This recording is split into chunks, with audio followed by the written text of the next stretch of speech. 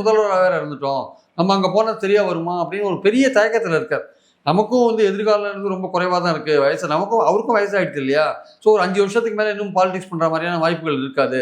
So இந்த கடைசி கட்டத்தில் நம்ம திமுகவுக்கு போயிட்டு நம்ம பலவிதமான ஒரு புதுசாக ஒரு விஷயத்தை நம்ம ஆரம்பித்து அங்கே ஒரு சோதனை செய்து பார்க்கணுமான்னு ஒரு யோசனையில் அவர் இருக்கார். அதனால தான் அவர் யார் வந்து நாங்கள் திமுகவுக்கு போகிறோம்னு சொன்னாலும் நீங்கள் போயிட்டு வாங்கன்றார். நேற்று கூட ரொம்ப சலிப்போட சொல்லியிருக்காரு, நாங்கள் எங்கே அரசியல் கட்சி நடத்துகிறோம் அப்படின்ற மாதிரி சொல்லியிருக்காரு. ஸோ அந்த மாதிரிலாம் இருக்கும்போது அவர் வந்து ஒதுங்கி நின்று வேடிக்கை பார்க்கலாமா அப்படின்ற எண்ணம் கூட அவருக்கு இருக்குது. ஆக்சுவலாக இந்த எலெக்ஷனை விட்டுடலாம். ஆனால் அவங்க பசங்க என்ன பண்ணுறாங்க, விட மாட்டேன்னாங்க. எப்படியாவது நீ என்டிஏ சேருன்னு ஒரு பையன் விடாப்படியாக இருக்கான், அந்த ரவீந்திரநாத் இருக்கானே, எப்படியாவது என்டிஏ சேருங்கன்றாரு. இன்னொரு பையன் என்ன சொல்கிறாரு, தாவேக்கால போய் சேருங்க அப்படின்றாரு. அவருக்கு திமுகவுக்கு போகிறதுக்கு ஆசை இருந்தால் இந்த 2 பசங்களும் இப்படி இருக்காங்க. அதனால் அவருக்கு என்ன முடிவு எடுக்கிறது, அவருடைய ஆதரவாளர்கள்லாம் திமுகவுக்கு போகணுன்றாங்க.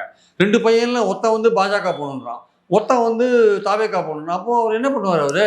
ஸோ நேச்சுரலி ஒரு குழப்பத்தில் தான் இருக்காரு.